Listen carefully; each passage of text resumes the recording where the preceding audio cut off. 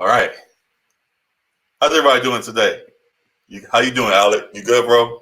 Better. It's a tough week, man. Been a tough week. Been a very tough week. We had episode 50 on Sunday, and we all know what happened on that day. So we dedicated our whole day to Kobe. So that's what that day was about. We talked about it. Check out the episode. But now we're back. Section.300, episode 51. Back to talk about all the stuff we've missed over the last couple months now. It's been so. Yeah, I'm your host, Garrett Thomas. I'm everywhere at GThomas7. I'm here with my boy Alec as well, and we want to welcome you guys back to Section.300. So I follow us everywhere. That my app is on the screen. Find us on IG at Section.300. Find us on Twitter at Section300Pod. Subscribe to our page on Apple Podcasts, Spotify, here on YouTube. Rate, review, subscribe, comment, all that good stuff for us. We appreciate all the love. We see all the love, and we want to make sure we can reciprocate that to you guys as well. So keep showing love, and we really need that and appreciate it. So we're back now for episode 51. Like you said, going over these last couple of months. And first things first, we want to just go back over what has happened in the last few days with Kobe and all of that. And I wanted to start just by saying that I was actually at Staples Center this morning. Okay. I needed to go and see it for myself.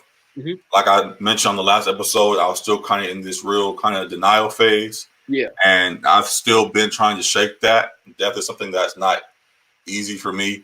Right. You deal with it so many times, you kind of get numb to it. So, right. I'm kind of in this, been in that kind of phase for a while. And I saw what went on with TNT the other night. They had tracking everybody in Staples Center, and there was a big memorial, which was very great. And I was like, I couldn't make it to that night, but I wanted to make it sometime soon. So me, my girl, and a few other friends, my boys, with that being said, actually, Frankie and Rocco, with that being said, joined us, and we went out to the Staples Center and were able to see all that was going on over there. And it was dark, but beautiful at the same time. Mm-hmm. Dark because obviously it's Kobe's death is why it's all there. But beautiful in seeing the support that was poured out by all the people. People wrote all types of messages along the tile there outside of Staples Center.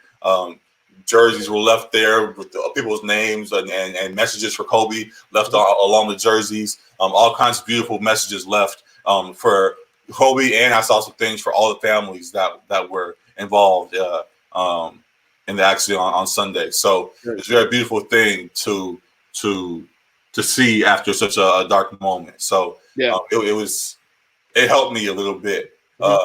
Admittedly, I think I'm not saying on the last episode as well. The denial phase, while I get kind of stuck in that, in this situation, I got really pissed off, and that I usually turn that anger into motivation. So I've been trying to fix a lot of things in my life these last. Been taking the steps to start turning things around. Yeah. Seems like that's been a common trend or theme among people who have been heavily impacted by his passing too. I was talking with Frankie and them, and was just saying how I can't claim Kobe to be my idol. I can't claim him to be the one that raised me in a way based off of all the things that he was saying. I can't claim for him to be that and not live his words now. Yeah. So seeing all of that this morning really put the battery in my back to really take some more steps. So getting back in the gym more consistently, eating right, taking some more steps towards other things I'm pursuing. Being there this morning really pushed me to want to get those things done and strive for the greatness that I know I can achieve. And I hope it gets done the same for others as well. So that's how I'm feeling right now. That's good. I want to just thank people who reacted to or commented on or even just liked the post that I did on Instagram and Facebook, just my little love letter to Kobe. It was really hard these past couple nights. I mean, throughout the day, obviously, but I'm still in that phase that you are as far as the denial, but it's not even really denial. It's just my brain can't wrap around the fact that he's not here. It won't comprehend it. I know it, but it won't. It doesn't compute. No, not Um, at all.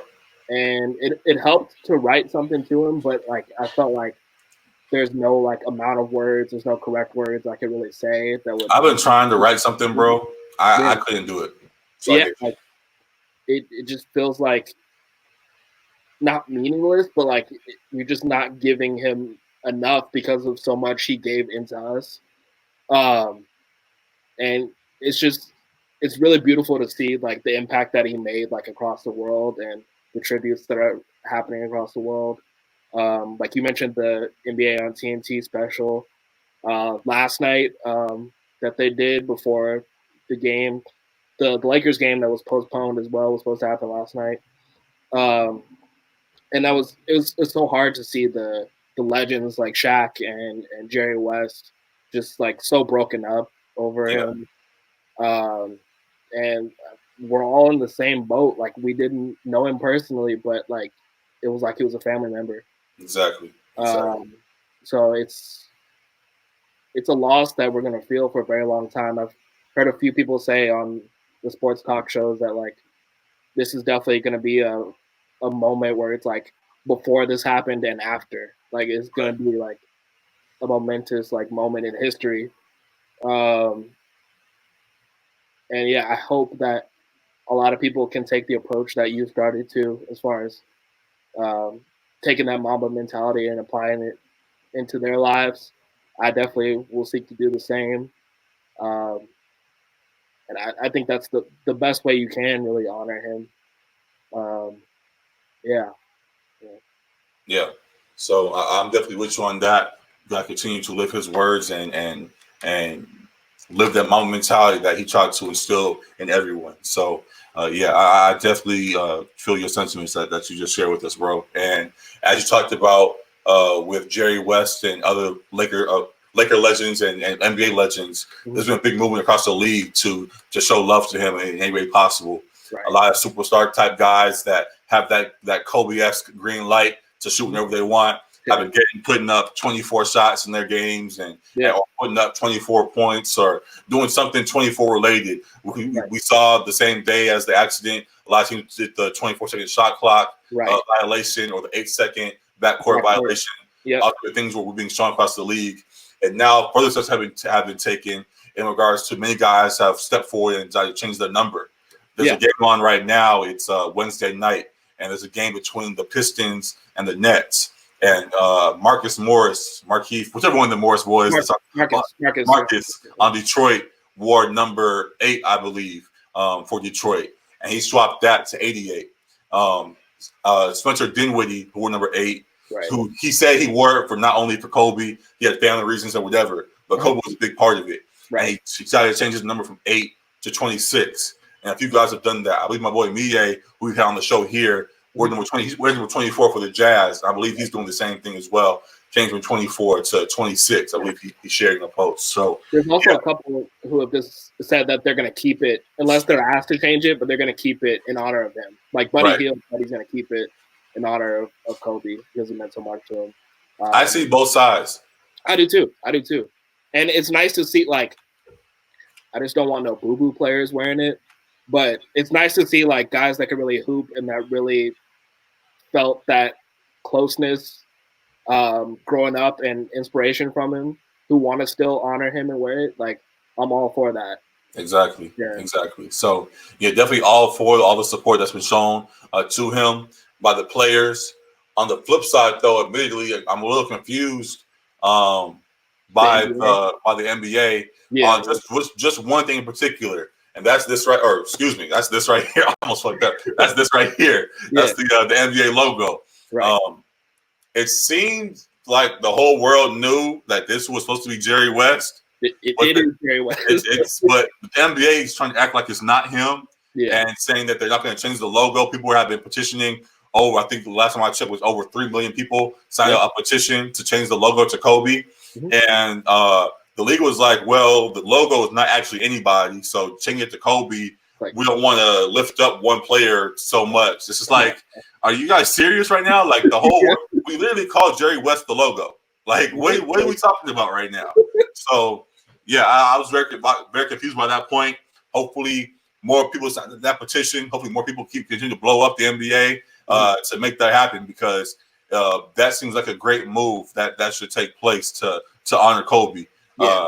I think that's anybody something that simply Barry does West will be NBA. all for it as well too. Like, Yeah, he's one of the most broken up over it, and one of the closest to Kobe, and drafted Kobe, and like, I think that would be the perfect like passing of the torch. There had already been talks before, like, about wanting to change the logo, which the NBA is denying now too. I don't understand that either, but. And if that's the case, that the NBA didn't give him the logo and fans just kind of gave it to him, I think he should be okay with just being like, hey, okay, this wasn't really mine to begin with. Y'all kind of gave it to me. I'm fine actually dedicating this for real to Kobe. Right. So, yeah, I'm very interested to see how that plays out. Also, too, like, if it's not technically anybody, couldn't you just make the silhouette of Kobe and say it's not really anybody or whatever? Like, hey, bro, it could all be so simple. But the NBA, I don't know what they're on right now. So hopefully they get it right, because that'd be a great thing to see. So, that's all of the off the court things, kind of outside LA. For the Lakers themselves and Clippers, they postponed the game that was to take place Tuesday night. Right. Let all the players mourn and all the families and all that stuff gather themselves. We got our first official statement from Frank Vogel earlier today. He didn't say a whole lot. He just said the players are definitely hurt, and the whole organization is mourning right now and wants to send their wishes out to the Bryant family and all that good stuff. Yeah.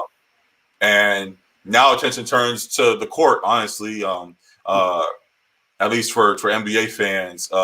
Just wanted to see how LeBron and AD and all these guys handle this pressure. It's a big thing that nobody expected or wanted or needed or any of that, but it's here. And now it's like, okay, this is what it is, and how you guys going to handle it. Right. LeBron in his post is kind of like, seemed like he's taking it upon himself. Like, he's talked about like how God is like giving him broad shoulders for a reason, that kind of thing. And he talked in his post to Kobe about like carrying on his legacy, that kind of thing. So it seems as though he may not say it, but like he wants to make a statement. He wants to have ultimately he wants the championship for Kobe in Kobe's honor. So, and it's great to hear him say that. It's great to see that he's motivated as well and is going to be pushing for that. As I mentioned, across the rest of the league, though, with so many people affected by this, the league is not just going to back down and let LeBron and the Lakers have this championship. No way, for Kobe. They're gonna make LeBron there and then work for it. Right. Maybe even harder now. Think of Giannis too. Like, that was the one where Kobe was giving all those challenges out, and he challenged him to get MVP, and then he got it, and then he said like, "I'm ready for my next challenge" or whatever, and then he said championship. So if you don't think Giannis is gonna be gunning for that, they're the top seed in the East already. We're championship contenders, so like guys like that are gonna be extra motivated as well too. Yeah. I think. In a few weeks, guys are still feeling the way right now, and you see it. I mentioned the Detroit and Brooklyn game. Kyrie was crying before the game, and many guys are still emotional. While guys are still in this phase, it's going to be rough on the court for a little while, but I think in a few weeks, we're going to start seeing some real good basketball soon. Yeah. So real motivated basketball dedicated to Mamba. I hope we as fans like don't put pressure like on this Lakers team. I mean, because it's hard enough to play under these circumstances, but to like put pressure on them, like it's championship or bust. Like, you have to do this for Kobe. If you don't do this, like this is kind of a different comment. This is kind of different from that, to be honest. Something that we've talked about off air a lot. To be honest, this makes me want to watch this team less in a way. Really? Okay. It's just like just growing up being the Kobe fan, and because of that for so long, that was anti-LeBron. I know he's done a good job in trying to integrate himself as of this year, but I've still kind of felt a way just about him being here. Like, this team still feels like a bunch of mercenary type guys on this squad. It's been hard to really enjoy this team, and now with this looming over it, it adds more to it to me. That's like, I really don't want to watch this new team right now. That might not make any sense to y'all, but that's just kind of where my head went. Like I just want to hold on to Kobe right now. Like LeBron and them, y'all don't even feel like real Lakers to me. So like I don't really want to. I can't even watch y'all how I want to. So I get you. I get you. Yeah, it's a weird, very weird thing for me right now. But still, as a Laker fan, we shall see, and I hope for the best. So yeah, looking forward to the rest of this NBA season. Yeah, going forward with that, there's been a lot going on in the league just outside of this whole situation we're in right now.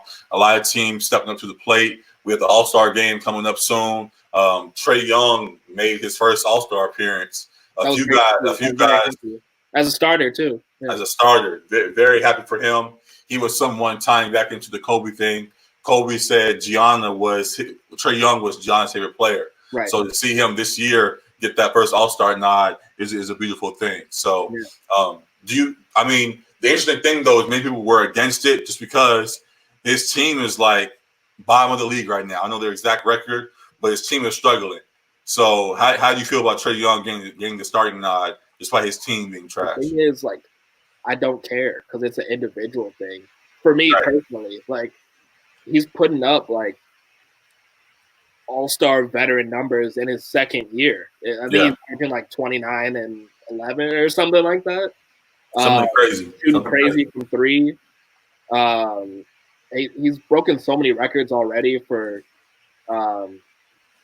his performances, like double-doubles wise, I believe, as a young guy. And yeah, like, I think if you swap Trae and Luka, I think it would be about the same because it's not his fault that he's losing on the Hawks. The only thing that like is deficient for him is his defense and his size. But like what he's giving you on the offensive end, if you had guys around him that could lock up as well too, they wouldn't have as many L's. As well as John Collins was suspended for 25 games, so that affects their standing a little bit as well too.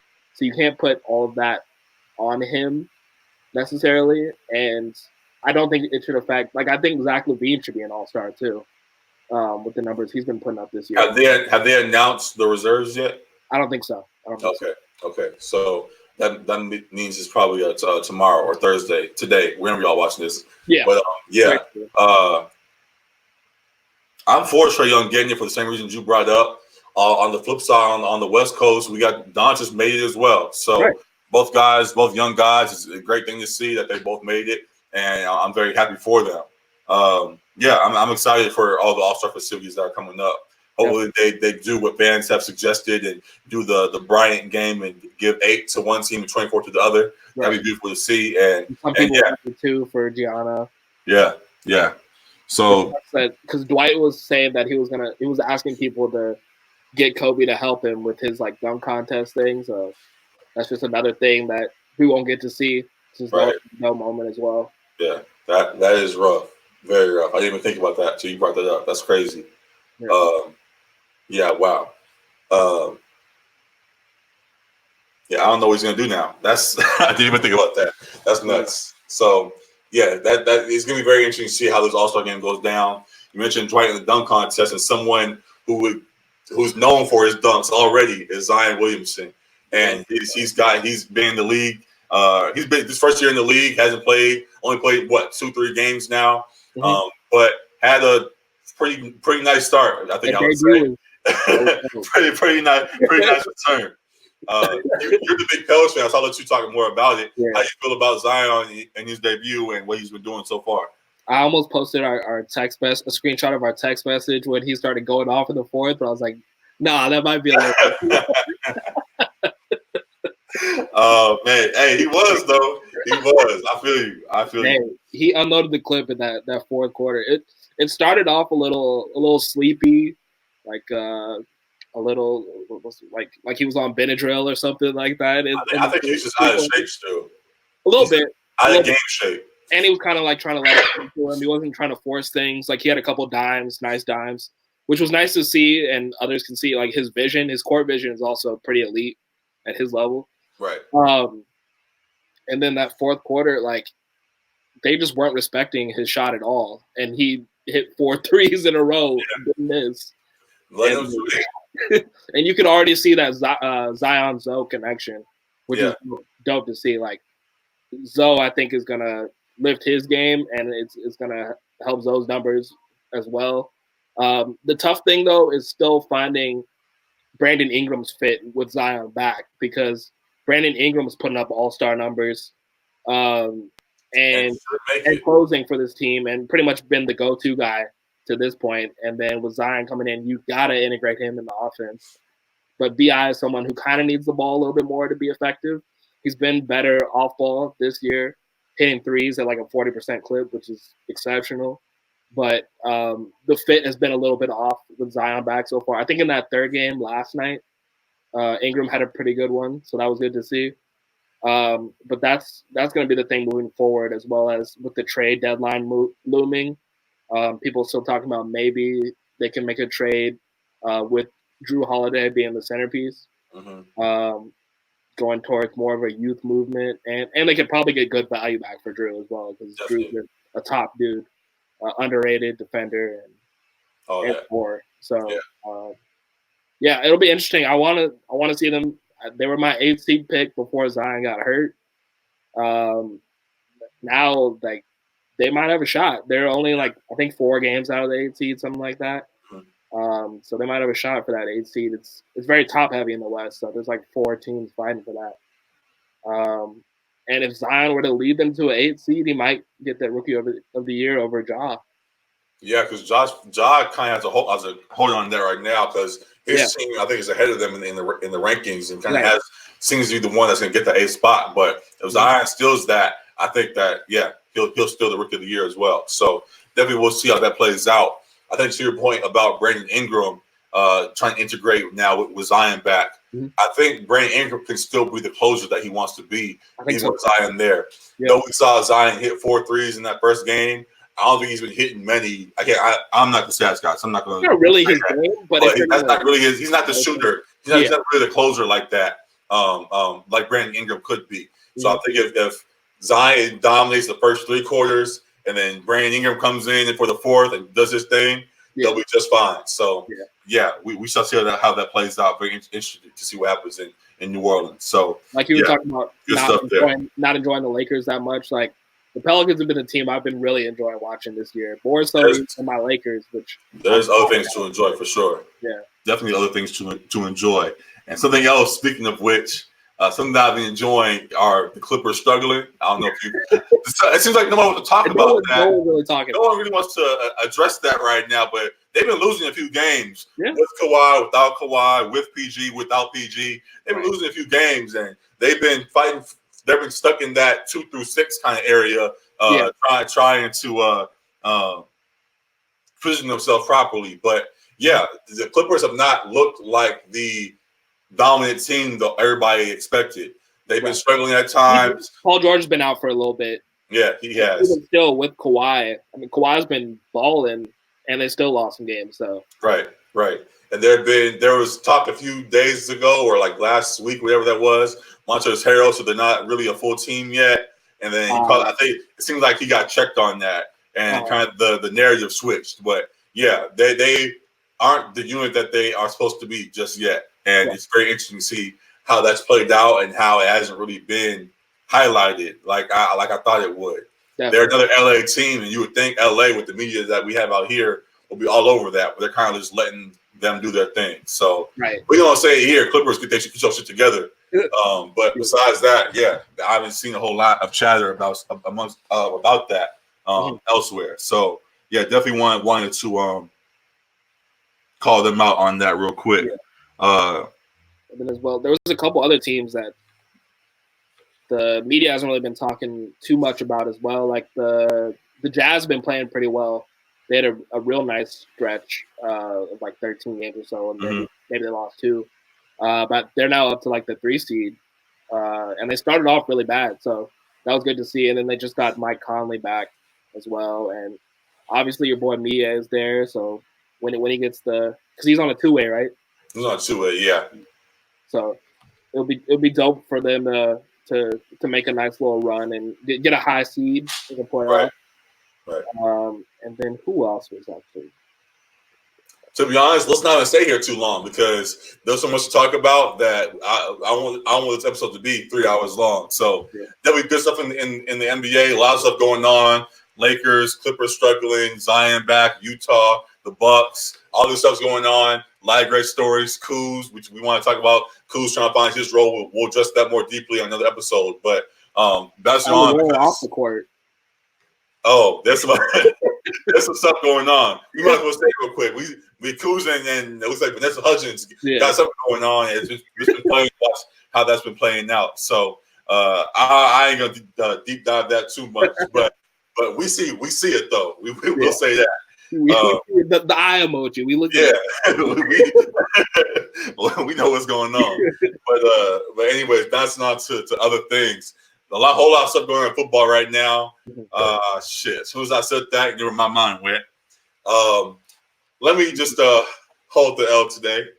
You talking about your Ravens? Something I was gonna do a few weeks ago when it happened, but we weren't recording just yet. But yeah, my team got smacked.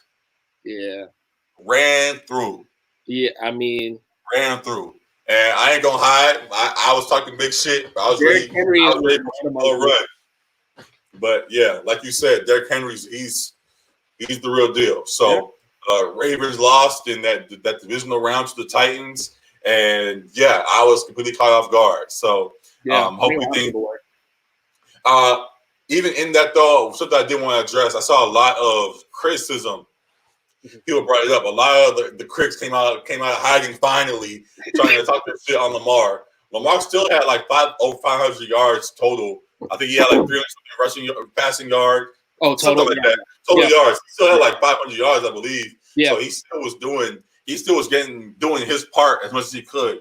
There was a lot of drop passes in that game, though. A lot of just on both sides of the ball struggling. Yeah, and one wasn't his fault, but one got tipped, one was overthrown, and yeah, just how shit kind of fell apart at the end. He threw another one. So yeah, it was interesting because he had the right stuff for the critics to attack, but he also showed why he's the MVP as well. Yeah. So I'm fine with his performance. I think now we're going to the offseason with a lot of cap space. I think we're the team with the highest cap space going into free agency. Okay. Hoping for some big things to happen. We definitely could use a receiver or something along those some kind of help for Lamar outside what we got right now, because as we saw, what we have got us a second round exit. So hopefully we make the right moves and can make a leap forward next season. So yeah, rough for Baltimore, but as a football fan, I'm loving what I'm seeing from everything else. And we saw going forward the Chiefs and the Titans and the Chiefs and Texans, all those crazy games that were going on, the Packers getting blew out by the Niners and all of that. Yeah. And now we have this Super Bowl that's going on now this upcoming Sunday. Chiefs, Niners in Miami. That was my pick too. Chiefs, you did call that. I gotta admit, I was hurt when you said it because I didn't want to accept my team losing, but you got that just right. So with you getting the two teams right, now who's the winner? It's hard because I feel like a lot of people are taking the Chiefs, and I wanted to take the Chiefs because I think their offense is so dynamic. Mm-hmm.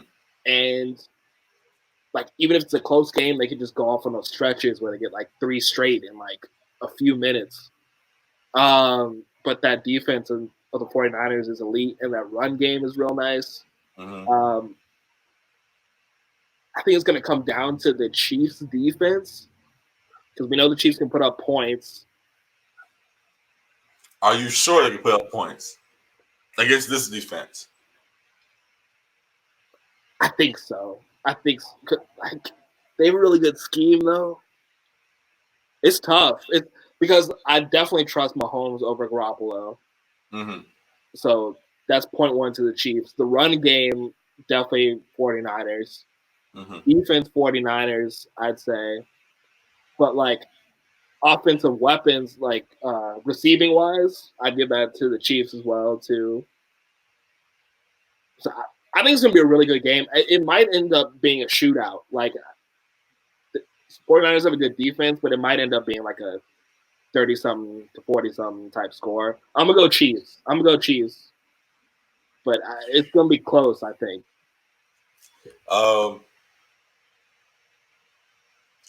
it's funny because I don't want to agree with you. And really I'm not, but at the same time I'm going with the Chiefs. Okay. But it's solely because DJ's been on the show, is a big Niners fan. Henry Cruz, who's made the beat for it, who used to play the intro beat. He is a big Niners fan. I have a lot of friends that are big Niners fans. Okay. It'd be beautiful to see after they shit on me after my team lost, for them to turn around and get beat in the Super Bowl. So for that, I'm going with the Chiefs. Salty? I'm going with the Chiefs just to see my friends see them mad. But also Terrell Suggs, former Raven, got snatched by the Chiefs at the end of the season when he got cut by the Cardinals. So having some kind of connection there might as well. All the football related wise, I actually lean towards the Niners, but I really don't want to see them win. I'd rather see the Chiefs win. So I'm going with the Chiefs like you are, and I have hope for a good game, honestly. I think regardless of what the result is. So I'm very excited for that. Very excited for that on Sunday. So two great teams, two great defense, great offense. Should be a great battle between both of them. So looking forward to all of that, and we definitely will be covering all that when it happens. So excited for that. And on the flip side, kind of another championship game in football. The NCAA championship happened a few weeks ago. It feels like a decade ago already, but just a few weeks ago. And Clemson lost to LSU. LSU got the dub. Joe Burrow showed out yet again and got the job done. Bad dude, very bad dude. And I should have just went with my gut. I chose Clemson to win that game. Something about Trevor Lawrence told me he was going to get the job done. But my gut all season said LSU's the best team in the league. Yeah, you got to go with Ed Orgeron. I talked about USC all year long. Also with that, I'm a big Orgeron fan who's not at LSU. Orgeron got the job done and outcoached Dabo over there at Clemson. So a lot of good stuff there that I saw in my head, but I didn't want to believe because of the hype that was built around Trevor Lawrence. So, definitely happy for LSU, happy for Coach O, happy for Joe Burrow and all those guys over there. And, I'm very excited to see what happens for all those players and things going forward. Yeah, definitely. I think it was dope to see Randy Moss's son as well get a ring too. Because I don't think Randy got one in his career, did he? No, he was on the one that lost. He was on that Patriots from that lost. Right. So he can kind of take that as his. You know, when your seed gets one, that's kind of like you getting one. So that's dope. Yeah, exactly. And Joe Burrow clearly has been that dude all season. Do you think that was the best college football season by a quarterback you've seen? Obviously, Cam Newton is the other one that comes up. Yeah, I was gonna say that's the best I've seen, but my favorite was the Cam Newton one. Just everything about the Cam Newton year was great to me. Yeah. Him being Alabama, him being Oregon in the championship, all that kind of stuff he was doing. It was all great to see. Great story as well. All of that was great. In regards to just the stats, and you watch somebody like, dang, like this dude is the real deal. Like Joe Burrow definitely had the better season. So yeah, definitely the best. But even in that, I'm kind of nervous a little bit because he's about to be in my division. He's about to get drafted by the Bengals in this upcoming draft. So trades up. I mean, I don't think they have the intent to trade that pick. And I don't know why you would. So no. Yeah. You check Joe and you figure it out after that. So a lot of good stuff. A lot of good stuff in football right now. On the flip side, though, there's a few bad things. We saw after the national championship game, OBJ got punished in a way for handing out money and slapping security guards' asses and all kinds of stuff that was going on. Yeah. It was a real weird situation. OBJ continues to be painted as a bad player and all the narratives want to be painted. I think he's just you talk about like a player's coach, or however you want to put it, or a coach. Well, I don't know how you put it, but I think he's just a player that players love, but the media isn't very fond of. So, I'm fine with all he's been doing. The money was, while it was frowned upon because of all NCAA things or whatever, It wasn't a good look. Like, it wasn't a good look, really but do that. He was clearly on something too. Like, he was not just regular OBJ. Like, he was on another level. It was just that championship juice, you know, that he was just round up. That's all that was. You win a championship, you get a little excited. So I ain't going to, you know. I got it. Right. But yeah, he had all that. Perhaps too, but you know. Right. But yeah, it was very interesting to see the narratives that were painted on OBJ. People were calling. I heard people. I listen to sports radio every once in a while.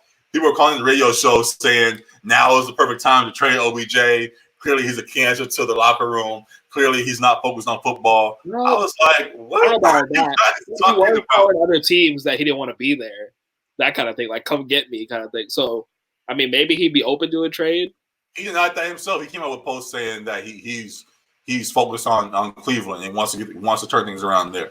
Okay. So I'm not going to doubt that man's commitment to the game, and I do hope that he turns things around over there. I know they're also another team on division, and I was happy to see them lose a whole lot. But as for OBJ and Juice over there, I really hope they turn things around. So looking forward to that definitely. Seeing how OBJ changes the narrative again and wins fans back and all of that. So good things coming in the NFL. Sticking with Cleveland though, something I want to address just happened the last couple of days.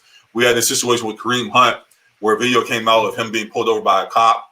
And there was a whole bunch of there was stuff in his car, I believe. I think it might have been marijuana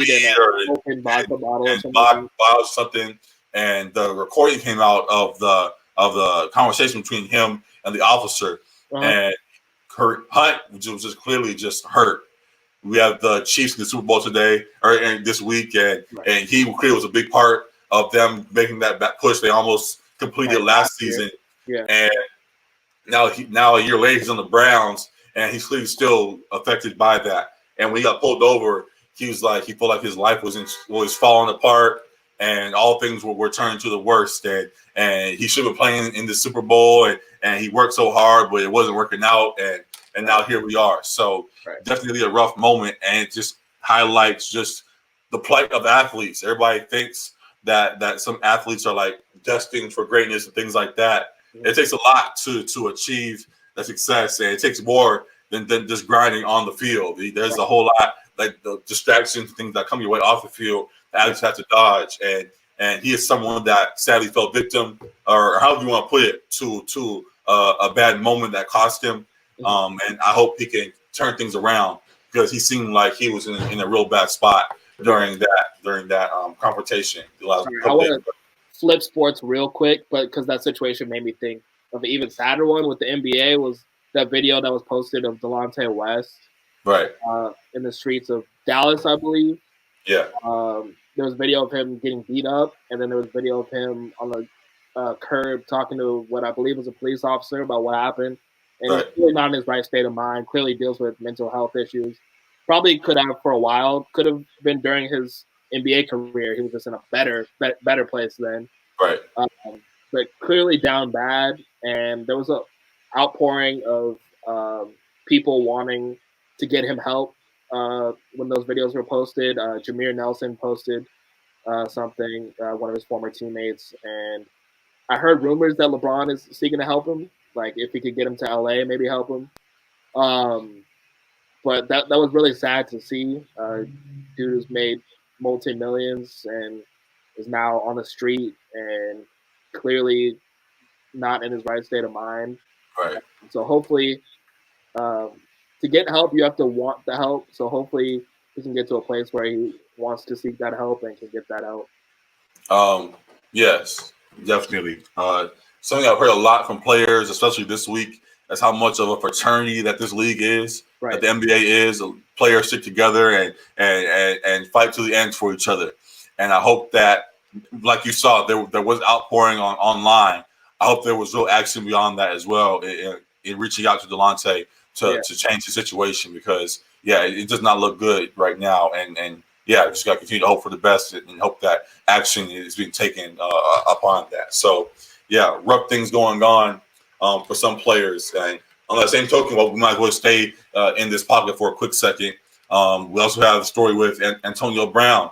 The saga continues with him. Yeah. He was arrested for, I forgot exactly what the case was, but he was in prison for a little while, and I think just got released and was off of just got freed from house arrest. So it's been a very wild ride for Antonio Brown these last few months. Went from beloved superstar to one of America's most annoying athletes. I wouldn't say hated. People don't seem to even hate Antonio Brown right now. It's just like, why are you doing this? It's just like stop being yourself. Really? Yes, it's like just we want to love you. Like there's every team in the league is like, yo, we need a receiver. You're a Hall of Fame level receiver. If you would just chill, you would be wherever you want to be, have all the money that you need, and you'd be straight.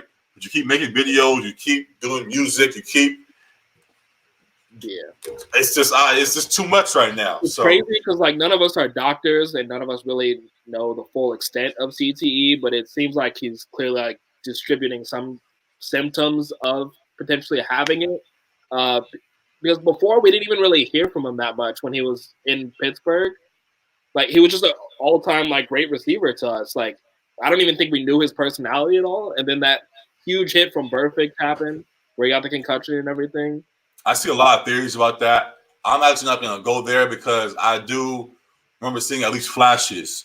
There were flashes of him storming, being frustrated on the sidelines. Yeah, there's always been the dancing by him in the end zone.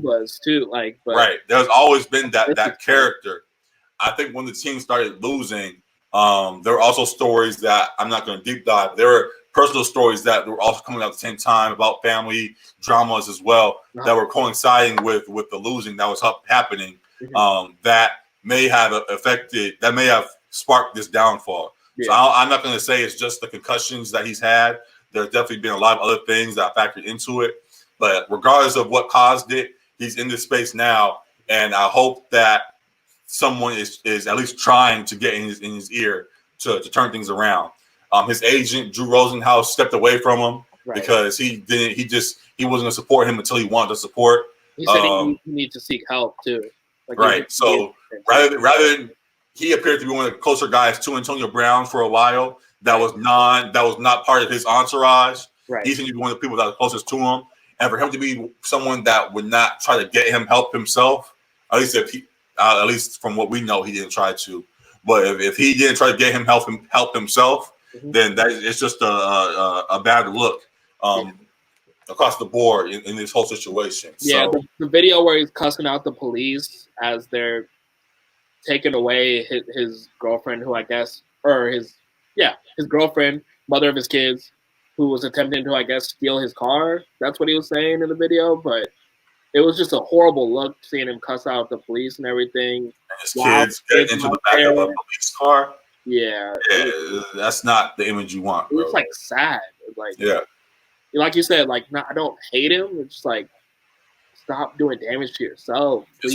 It's like you're watching a man just fall apart right in front of your eyes. And if you're a fan, they have no connection. Like there's nothing you can do. You can send all the messages you want. You can continue to pray for him and hope for the best, and continue to try to say positive words to him and about him.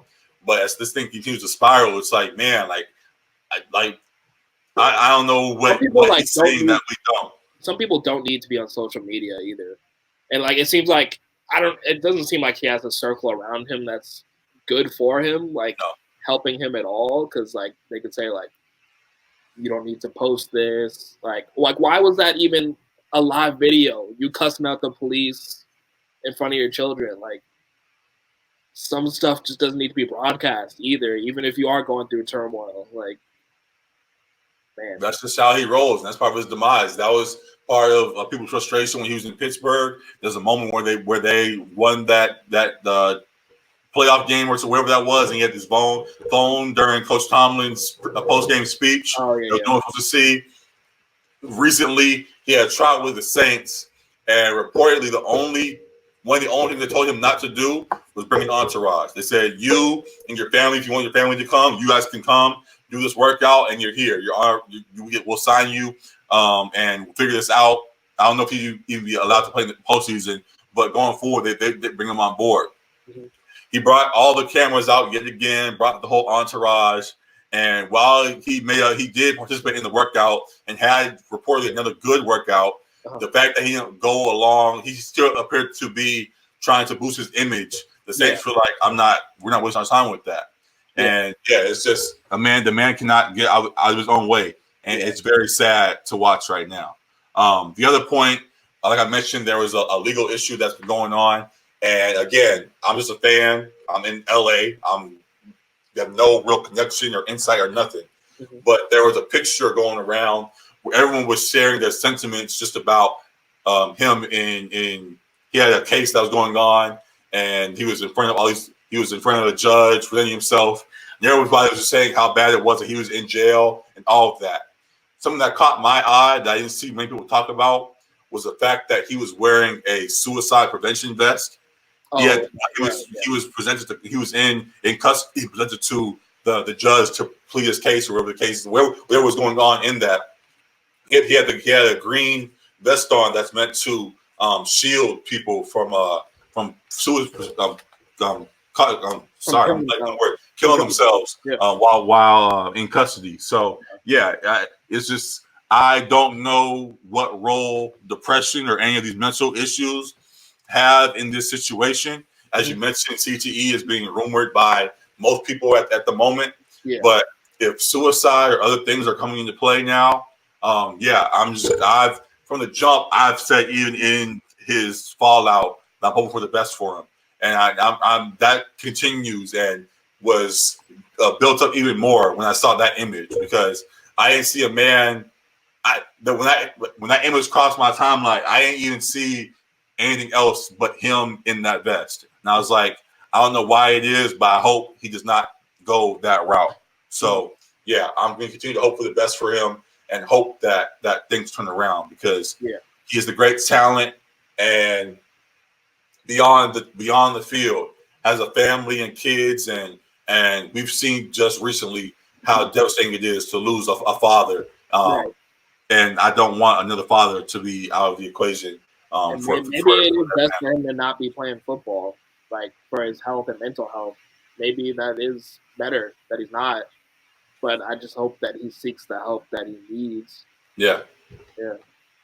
Definitely. So again, continue to hope the best for him and pray that things turn around just for his life, not even football wise. Football is another note. So we shall see. On that same token, with football but off the field, we have a lot of guys now starting to retire. And we had recently Antonio Gates finally hung it up. He was the Chargers' great tight end for however many years. All-time great. All-time great. Yeah. One of the greatest tight ends of all time. He just retired. Luke Kuechly retired at 29 because his body just couldn't take it. Yeah. Another Andrew Luck-esque type situation where his body couldn't take it anymore. Too many injuries, too many rehabs, too many surgeries. Eventually, you say enough's enough. And Luke didn't want to retire. He said in his retirement video, he didn't really want to do this. But when your body says it's time to go, it's time to go. So he's stepping away, possibly maybe going into coaching or some other things. He's a great mind and definitely could be used on the sideline still. But for now, he's retired from play. So he's one of them. And then lastly, we have Eli Manning, who was the Giants' great quarterback for so many years, retiring this last week. Great and not so great. Yeah, I mean, whatever. He was definitely on both sides of the coin, but I would say he's definitely a Hall of Famer. I don't know what you would say to that question, but there's been a lot of debate about that. People are saying whether or not he should be because of all the not so great years that he had in the midst of his greatness. I think he should because solely, it's honestly just because of the Patriots. As much as we boost up Super Bowl MVPs, like we boost up those Patriots teams, boost up Tom Brady as God in this game. We boost up Belichick as the greatest coach of all time in this game. For him to beat them twice. And one of them was the undefeated Patriots, too. Exactly. For him to have those two moments on his record is not just 2 Super Bowls. If you have 2 Super Bowls, fine. People can argue if you make it or not. Yeah. But to have 2 Super Bowl MVPs against that team, that says a lot more that people are giving credit cradle Right. to And it, right now. it wasn't like he just played in them. Like he was the MVP of both of them.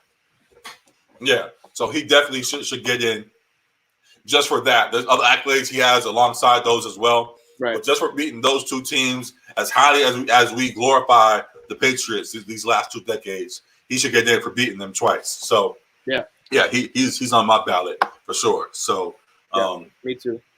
Yeah, a lot of stories going on in football right now. A lot of good stuff and bad stuff as we mentioned. So continuing to watch it all unfold and hope for the best in all situations.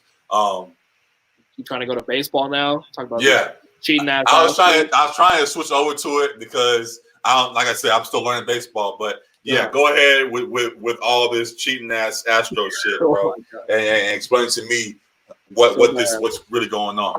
The MLB has done an investigation, and basically found that the Astros have been using technology to steal signs, and then had a relay system in their dugout, behind their dugout, where they would bang on the trash can, and the batter could tell whether it was going to be a fastball or an off-speed pitch. So basically, stealing signs is kind of accepted in the league, but the use of technology to do it is not. So that was against the rules, and then the relay system telling them basically what type of pitch is going to come, obviously against the rules as well. And a big player in that, they were investigated for the 2017 season, so I don't know if they did it. They probably did in other years as well. That was just the Dodgers, right? Yeah, that was the year that they beat the Dodgers in the World Series. And Alex Cora was a bench manager at that point for the Astros, and was largely a part of developing the relay system that they used to cheat. And then went on to the Red Sox as their manager, and who knows whether he used some of those techniques, and they wound up winning the World Series against the Dodgers. Right. Again, so clearly some type of consequences needed to happen. So they ended up firing, well, not firing, but they ended up, suspending the manager, A.J. Hinch, and the general manager, both from the Astros. And then the Astros brought the hammer down even heavier and fired both of them. They also fined them $5 million. But a lot of people, myself included, believe that they should have that 2017 title at least stripped. I have a question about that, to be honest with you. Yeah. It's been explained to me. I've been asking a few people that know baseball just why it was wrong. The part that still confuses me is that, at least I believe that was the 2017 one, the Astros and Dodgers. Right. That series still went 7 games, correct? It did. And Game 7 was in LA, correct? Yeah, but three of those games are in Houston, in the middle. So it's 2-3-2 in baseball. Right. Yeah. But even in that, though, the series went 7 games. Dodgers were still able to win games with the stuff going on. Right. So if they were able to win even with the stuff going on, why should the Astros have to give up the thing, even though they lost during? They weren't a perfect team. They weren't undefeated. They still lost games while the stuff came into play. Right, but I'm like, do we just not care that a team cheated and won? Like, I don't. What kind of precedent does it set? If I'm saying, I guess I misheard you in the part, but there's been a lot of talk about people saying like give it to the Dodgers or like strip them, strip the Astros. I don't want the Dodgers to get it. I just want the title to be stripped because the Dodgers didn't earn it. Right. Like they didn't, like you said, like they had a chance in Game 7 to win as well. But I mean, and part of it, like it's even deeper because we talked about Clayton Kershaw's struggles, and even Yu Darvish too. You got scapegoated, right? Yeah, but like one of those games where Kershaw really struggled was in Houston. He gave up like 6 runs in 4 innings, and like in Game 1 or 2, he like pitched a shutout, I think. So there was a stark contrast between how the Astros hit in Houston and how they hit in LA. And you could see in the numbers, like there was a clear difference by like 200 in their batting average. Yeah, that's a whole lot. Yeah, got it. It was a significant help for them, clearly. Got it. Yeah, Yu Darvish shattered away in Game 7, but they might not have won those games in Houston that they won if they didn't have their cheating system. So got it. Okay, I get it now. So, yeah, like you said, the hammer needs to be brought down. It's been brought down on some already, but it needs to continue to happen. I heard that the players are issuing some kind of apology during spring training. Okay. I think if it's as legit as you say it is, there got to be more than that. Players participated. Players possibly had buzzers on. Players were the ones that had to agree to participate in this, and they should have more punishment than just having to give an apology. If coaches are losing their jobs while they were the ones that put the plan in action, players followed suit, so they should be punished as well. So yeah, I think an apology is not enough. No, definitely not. And they haven't even really given that to this point. Like they've kind of been just brushing off questions, not answering questions about it. Really, they haven't been upfront about it, about their part in the cheating. Yeah. And Carlos Beltran was a former player. He was a player on that World Series winning team in 2017. Right. And then was hired as the manager for the Mets, and then they parted ways after the scandal came out. But the players, like you said, like the players haven't really suffered much of any consequences besides like the $5 million fine to the team. But that doesn't hurt the player. Like the players haven't been suspended or anything. Right. And they haven't really showed remorse, which kind of pisses me off as a Dodgers fan too. Because it's like, yeah, we did it. Oh well. Right. Like, yeah, like, they were also good enough to like not need to cheat. Too, like their lineup is so good. Like a lot of other players around the league are pretty pissed about it too. Like a pitcher from the Cleveland Indians was talking about the point I was just making. Like their lineup is so talented already, they didn't need to cheat. So just having that addition, like, so unfair to other guys who are like busting their ass to make it in the league. And say like a pitcher was going up against them who had been playing in the minors for years, got called up and was getting a start in the majors, and then just got shelled by them because they were cheating and knew what pitches were coming. Now he's sent back down to the minors, like affecting guys like livelihoods, careers, and how they put food on the table for their family and stuff. So like it can go pretty deep, and they haven't really showed much remorse for that. So that's kind of been tough to swallow as a Dodgers fan too.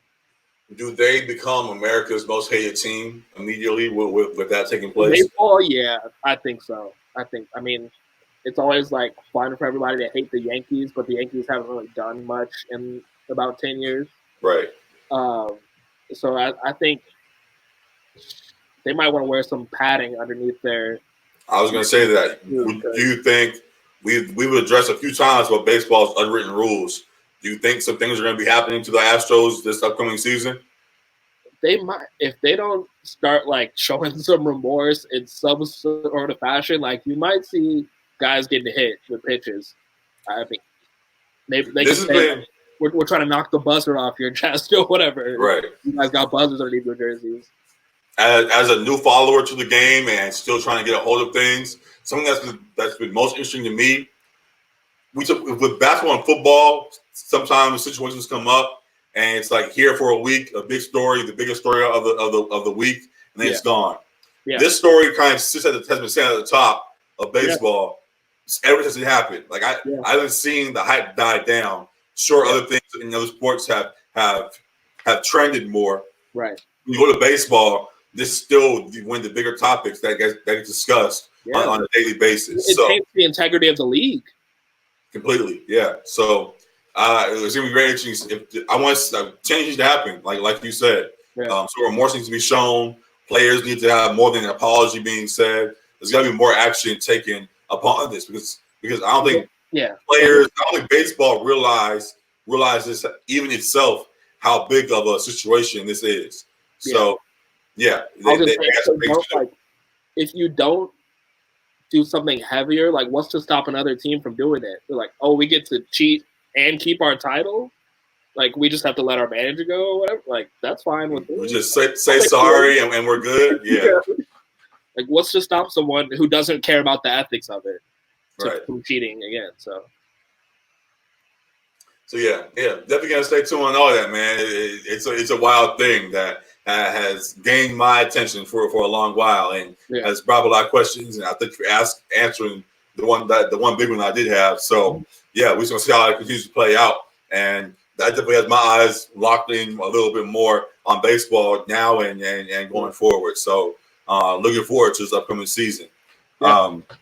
Continuing to move along with all the stuff we've been missing. Kind of turning now to the entertainment side of things. We haven't really talked. It's been a few months, like you said, it's been a while now since we talked. A lot of news come out. A lot of stuff has been here one day, the big release of the week, and then gone tomorrow. Right. I'm here now with my 5 for You Fridays. It's been a few, and I'm not gonna go through the whole list. I'm just gonna mention a few that I've been listening to more than most over these last few weeks. Dreamville and their deluxe edition release has been really good. Ari Lennox had that busted single that she teased on the documentary and dropped the whole single of that, and that's really good. A couple of good JID verses or JID, whatever you want to call them, JID verses, and all those boys that were a part of it added some more verses, and it was like another album almost. There was like 10 more tracks, so really enjoyed all of that. Mac Miller came back with Mac Miller posthumously, however you pronounce that, dropped Circles, which was I finished that album. I forgot about it, honestly. I listened to it once and I was like, I can't do this again. So definitely not a bad project. Definitely another good Mac project. Yeah. Just the timing of it, I had to be in the mood for everything else. Yeah, I can't sit in that too long. Maybe now's the time after Kobe's passing. Not with me, because I feel more like, not saying that this music is dark, but you just get that's kind of a sadness kind of hangs over it. Yeah. I'm kind of trying to shake that right now, so I kind of avoid it. But something else, kind of flipping sides, Mac definitely was a good project. We'll check out Circles, but flipping sides. Something that we predicted a while ago that we haven't got the full project of, but Drake and Future got a single at least, and we got Life Is Good a few weeks ago, and I actually enjoyed that single. I really love Future's part. Drake's part was whatever. It's starting to grow on me because I've gone back to it so much for Future. I was gonna say that too. It did kind of grow on me, low key. Yeah, it's still, I was like, but it grew on me a little bit. There's a lot of that because it's funny with Drake because a lot of his shit now, because this flow, which is a catchy flow, but to me it sounds like he's just going through the motions. Yeah, like it just sounds like he's nonchalant. Yeah, he's at the mic just like another hit, here you go, blah blah blah. Yeah, your boy out, and that's it. Like it's not really like he's doing. He's not adding. I think because listening to Future, listening to Young Thug, listening to all these new guys that are out and being so creative in their music. When Drake comes on, though he has the right flows to get you bouncing a little bit, his tone really kind of throws me off still. And he's got those like one-liners that people like can hold on to too. Yeah, like repeat a lot, and whether good or bad, whether good or bad, like the niggas probably slipping, man. Okay, so what? That's really like, I mean, it's like. You didn't just get caught. Like, that was a big thing. If you want to really deep dive that, it was a little more than getting caught. But it's like a hot bar, though. But it's a hot bar, so you listen to it and enjoy it. So he's good. He's good at minimizing a big situation and making you dance to it all. So of the subtweet for sure. Definitely. And not even the subtweet, just he's good at all of it. He had the interview with Rap Radar a few weeks ago that was posted on YouTube and all of that. Just an hour-long sit-down of them just talking about everything. And he addressed a lot of stuff that we've seen. I got annoyed, to keep it a buck with you. I really don't want to hear a Griselda and Drake track. I don't want to hear Westside and Drake at all. A lot of lanes, bro. Like, but the thing is, even in calling him a culture vulture, as we've done, people have done forever, Huh? a lot of the lanes he switched over to have kind of fit his persona. The Griselda type shit that they do, I don't see Drake in that at all. So No. like I don't like if he does that, like he have to.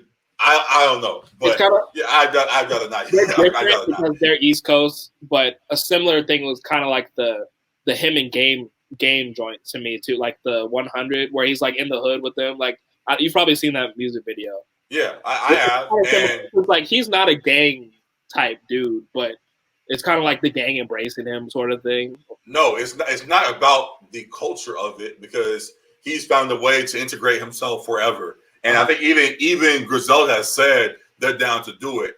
My thing is that with Game, when he did that track, the 100, like it was a track that worked for Drake. Like the song itself was a Drake type song. Right. I don't think whatever Griselda has in mind for him is going to be a Drake type song. He's going to be on some real gritty type shit that he hasn't been on. That's fair. Much, if at all, throughout his career. So that's where the difference comes from. Made me think of Eminem because I think he had a feature on the Griselda album that people weren't really fucking with.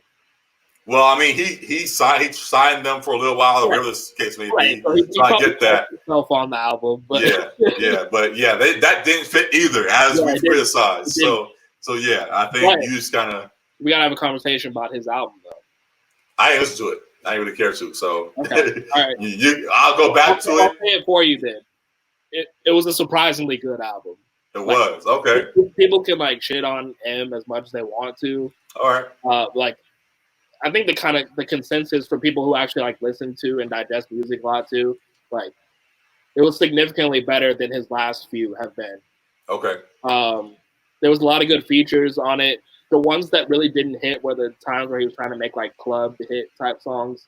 Like there was a song with Ed Sheeran that wasn't really like hitting for me, but he had some cool features. Like he had a Young M.A. He had Royce on there a couple times. He had 3 of the 4, the Slaughter Gang or whatever, Slaughterhouse Gang. So there was some dope moments on there for sure. Songs that I think you would enjoy. Like you don't have to listen to it, but I think there's songs on there. I will. I've seen enough talk about it to make me check it out at least once. So I will. I just haven't had time. It flowed well as a project. Like it's not a song where I would like just go and listen to a couple songs at a time.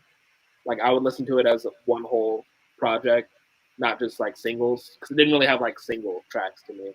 But it was solid. It was better than I liked Kamikaze. Like Kamikaze was like a light 6 out of 10 to me.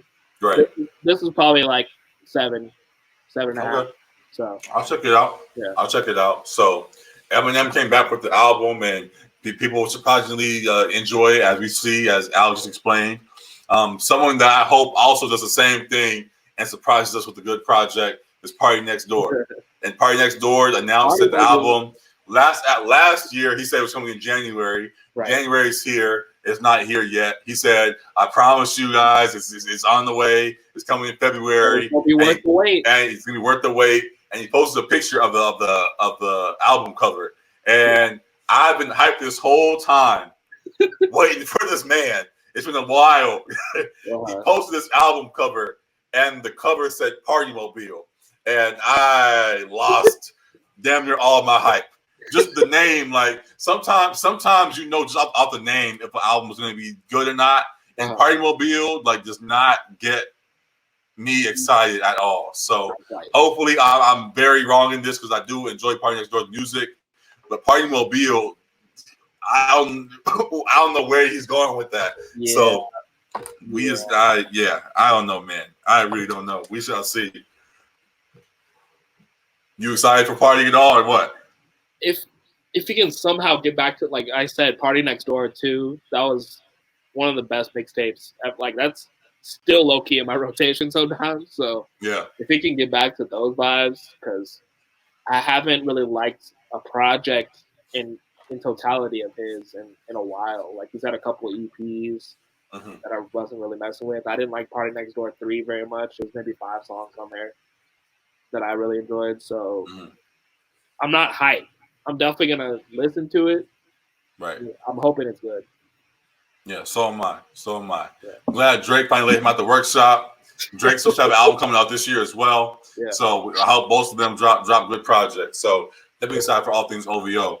And sticking with the labels as well, switching to TDE, I've been waiting for them for a while. Something that actually annoyed me for the first time was Schoolboy Q announcing an album. And as much as I love Schoolboy Q, you were hyped last time. I was very hyped and excited the last time, but I don't want them to keep pushing out Schoolboy Q. I don't want them. I know Reason is hyped, but I don't want them to push Reason or other people to hide the fact that we haven't gotten anything from Isaiah or Kendrick yet. Like it's gotten to the point where we're not only ready, we're asking again. Yeah. Like, yo, it's been time. Like, are y'all ready? Or like what's the deal? So Schoolboy Q was at a show a couple of nights ago and said he has another album on the way that he dropped this year. And that's great. I'm gonna check it out. I'm listening to it like I've done with all of his albums. But this album is used to distract us from Kendrick still not dropping. It's just gonna be a cloud over that whole album that's gonna bother the whole time. So also, that made me think I need some Kobe bars from Kendrick. That might delay a few albums admittedly. So we'll see how that plays out. Yeah. But we definitely gonna get a whole lot of Kobe bars going forward, and I'm totally fine with that. So looking forward to it all. That's really all I had to address with music. You can check out our list, my 5 for You Friday list every week on IG, Section.300. Post them on Twitter now too, Section.300 Pod. Check it out wherever you need new music. I got y'all. Whole lot of good stuff. Mainstream, underground, rap, R&B, alternative every once in a while. 07 Shape dropped an album recently that was pretty good, so I added them to the list also. Right. Need music? You lost? I got you. So check us out. Got great stuff there, and that's music. Turning to the movie side, just because we don't talk movies a lot on here, but I've watched a couple movies I really wanted your take on. I think we've both seen them too, right? Huh? We've both seen them too, right? Yeah, I believe so. And the two main ones were Knives Out and Uncut Gems. Yeah. And first, I want to go with Uncut Gems. I have a lot to say with that. Just that it was a good movie. I was watching it as the Kobe news was breaking, so I was kind of wait. Yeah. I didn't say that story last time. No, you said you were coming from church or whatever, and you were going to the movies. So I was with my. You were headed to the movies. I was headed to the movies and from church, and so more stuff was coming out. More stuff was happening. I got in the movie. There was a Kobe line, Kobe joke or something like that in the first 10 minutes. I kind of snickered at it, whatever. My phone died, so I couldn't really check. Walked out the movies, and all the workers in the movie theater were like all sad and things. I was confused and all of that. And then I got word of the confirmation because I heard the story at first. I heard Kobe. I heard all 4 or 5 kids were on the helicopter. I heard Rick Fox. I was like, "There's no way." I was like, "There's no way." So I ignored it kind of and went to the show. Watched Uncut Gems. Could you even focus on the movie? Not really. Not really.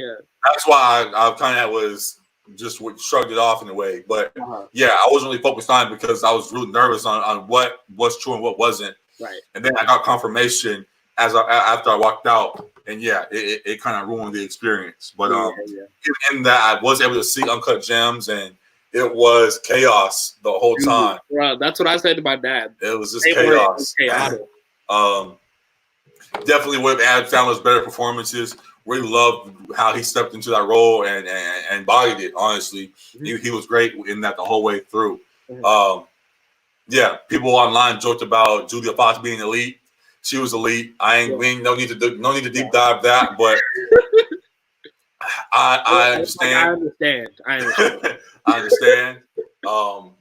And great movie. I hope Adam gets some awards. And I like KG's acting in it too. KG, Lakeith Stanfield did his thing. Good acting across the board, and good movie. Yeah, I'm gonna have to look for the next Julia Fox feature film for sure. I understand. Anyways, now going to Knives Out. You saw Knives Out as well? I did. it's been months now since it's released, so I don't feel like I'm spoiling anything.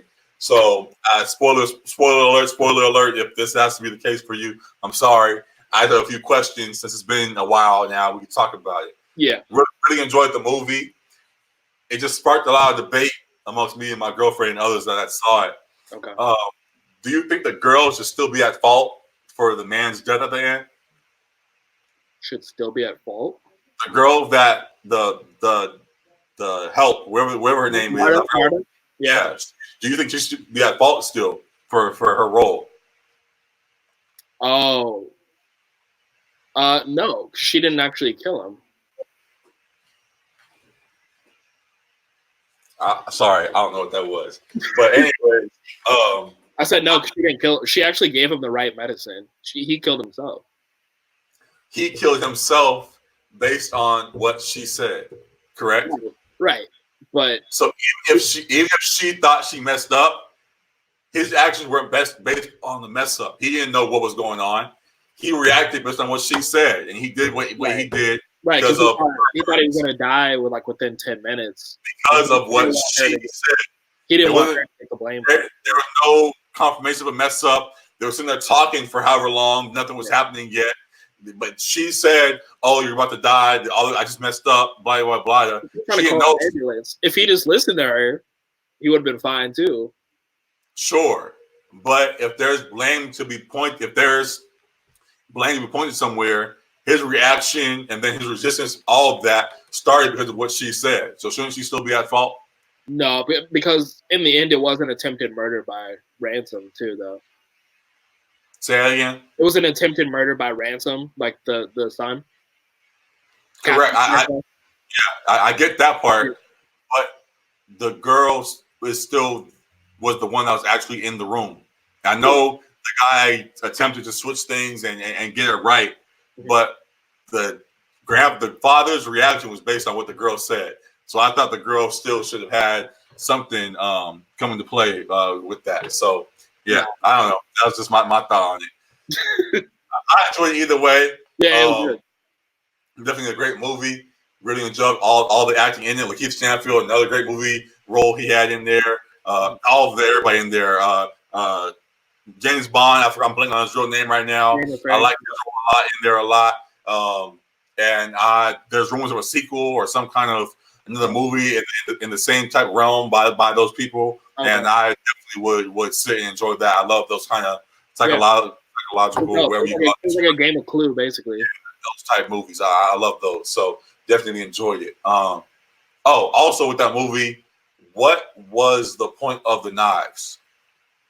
The point of the knives? Like, okay. I brought it up too to my parents who saw it as well. But there was the point when Marta and the grandfather were in the room where he killed him. Yeah. He told a story, or not even a story, but he made this comment about only a fool not being able to understand the difference between a fake knife and a real knife, real dagger. And then in the very end, Ransom tries to stab her to death, and it was a fake knife. That just felt like they were on set and oh yeah, we forgot to use this big ass thing full of knives. Let's just have him try to kill her with the knife at the end just to make up for it. Because outside of the one line you mentioned, and then at the end, them trying to pull the knife, there really was no point besides it being a nice backdrop. And I would have liked to see them make a bigger deal out of that because it's a real nice setup how they did it. It looks crazy, like it could be something it would have been crazy if Thrones, Iron Throne type. It would have been crazy if when the grandpa said he was going to commit suicide, if he was committed to that, he jumped in the knives or something like that. Something to utilize it more than they did. I don't know. You wanted something crazy to happen. I don't know. No, but I think it was just I enjoyed the movie the whole way through, like I said. But I was sitting there looking at the knives the whole time and damn near every scene. And I'm like, y'all aren't actually using the knives. Y'all are just sitting in front of it talking. I'm like, is anybody going to actually use these knives at some point? I'd love to see them utilize it. But that's not. It was still a great movie. It's not a gripe. It was just a funny thing that I noticed, whatever. But yeah, definitely enjoy it still, and definitely excited for any movies in coming out in that same realm. So yeah. Good stuff. Very good stuff. And did you get a chance to see the Aaron Hernandez doc? I haven't still. I did see it. I want to wait till you see it to talk about it in full. But yeah, I did see it. So we'll wait on that. We've been here for an hour and 20 minutes now. We can save that conversation for another day. Sounds good. Yeah, and with that, we might as well close out the episode. Honestly, I know there's a lot more stuff we may have missed, but we just wanted to come back and address the big things that have gone on all these last weeks. So you guys know that we have seen everything, and we still got our own takes on it all. So we're gonna be back and rolling now every Sunday or Monday, however, wherever we can find that sweet spot for us to record consistently. And we're happy that fans have come back to enjoy it all. So thank you guys for tuning in to another episode. We are back and very happy to be so. Very happy to get back on this mission. So great stuff going forward. Oh, and in closing, Alec, you had an idea for our band name. Yeah, come on. Why were you hating on that? It was just ringing in my head, like it's something about it was weird. But I'm gonna go ahead and let you pitch the idea. So go ahead and share your idea right now. Yeah, I mean, well, the whole idea behind our podcast was that like the real fans sit in the 300 section, which is like the nosebleeds. So I thought the nosebleeders would be a dope name for like our loyal supporters who listen and follow and interact with us and all that. So there we go. The nosebleeders, man. Hashtag the nosebleeders. If you up here in the Section 300 with us, hit hashtag the nosebleeders and let us know you're a part of the club. So yeah, we're gonna try that out. Hopefully y'all like it. If not, y'all can submit your own. If you think you got a better name than Alec, as you mentioned the idea now, I like the name as you say it out loud now, so I'm with it. And we'll see how y'all enjoy it as well. So here's something about the name, and we love to talk with y'all about it. So yeah, man. Again, appreciate y'all for real for waiting it out for us. Thank you guys for now tuning in. Now that we're back, and we're happy to get this thing rolling again. So episode 51 is in the books. Appreciate y'all for tuning in and sitting with us for damn near an hour and a half today. Yeah. And yeah, we'll see y'all after the Super Bowl, man. Hoping for a good game. So yeah, appreciate y'all, man. We up out of here. Rest in peace, Kobe, Gianna, all the families involved and all that, man. And yeah, live out that mama mentality. And yeah, man, have a good day. Peace. Deuces.